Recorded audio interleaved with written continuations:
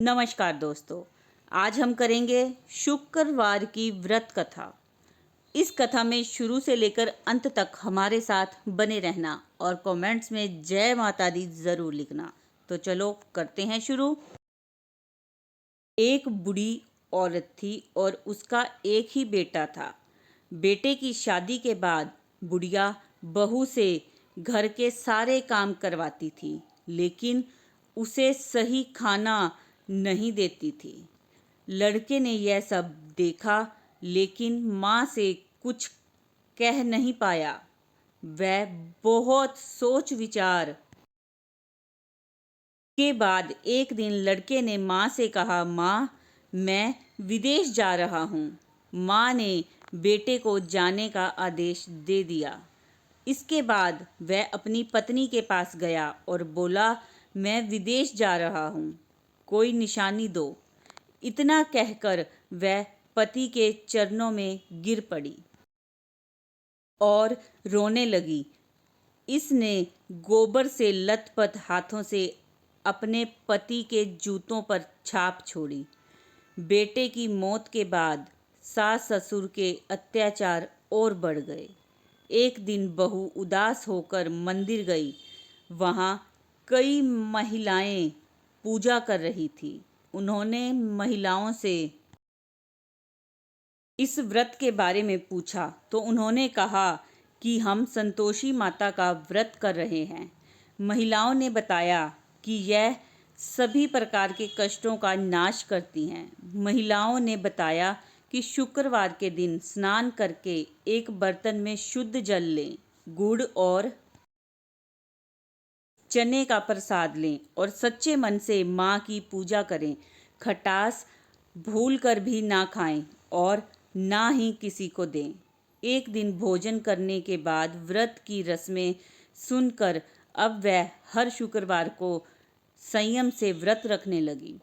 कुछ दिनों बाद माँ की कृपा से पति का पत्र आया। कुछ दिनों बाद धन भी आ गया। उसने प्रसन्न मन से फिर से उपवास किया और मंदिर में जाकर अन्य महिलाओं से कहा, माता संतोषी की कृपा से हमें पति का पत्र और पैसा मिला है। अन्य सभी महिलाओं ने भी श्रद्धा के साथ उपवास करना शुरू कर दिया। बहू बोली, हे माँ, जब मेरे पति घर आएंगे तो मैं आपके व्रत का उद्यापन करूंगी। अब एक रात संतोषी माँ ने उसके पति को एक सपना दिया और कहा कि तुम अपने घर क्यों नहीं जाते। तो वह कहने लगा, सेठ का सारा सामान अभी बिकता नहीं है, रुपया अभी नहीं आया है। उसने सेठ को सपने के बारे में सब कुछ बताया और घर जाने की अनुमति मांगी, लेकिन सेठ मना कर गया। माता की कृपा से अनेक व्यापारी आए, फिर सोना चांदी तथा अन्य वस्तुएं खरीद कर ले गए। कर्जदारों ने भी पैसा लौटा दिया। अब साहूकार ने उन्हें घर जाने की इजाज़त दे दी है। घर आने के बाद बेटे ने अपनी माँ और पत्नी को खूब पैसे दिए। पत्नी ने कहा कि मुझे संतोषी माँ के व्रत का उद्यापन करना है। उसने सभी को आमंत्रित किया और सारी तैयारियां की। एक पड़ोसी महिला उसे खुश देखकर ईर्ष्या करने लगी। उन्होंने अपने बच्चों को सिखाया कि आप भोजन के दौरान खट्टा अवश्य मांगें।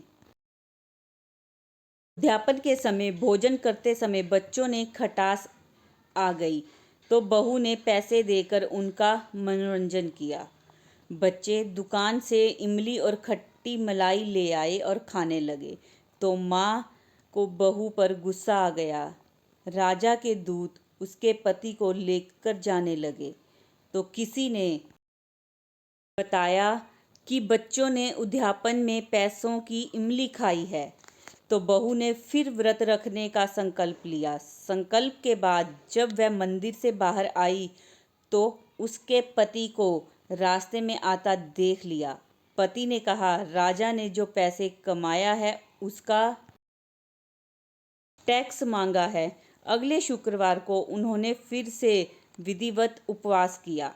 इससे संतोषी माँ प्रसन्न हुई। 9 महीने के बाद उन्हें चंद्रमा जैसा सुंदर पुत्र हुआ। अब सास, बहू और बेटा माँ की कृपा से खुशी खुशी रहने लगे। तो ये थी हमारी माँ संतोषी की शुक्रवार की व्रत कथा। वीडियो को लाइक करें, शेयर करें, चैनल को सब्सक्राइब करें और कमेंट्स में एक बार जय माता दी ज़रूर लिखें। धन्यवाद।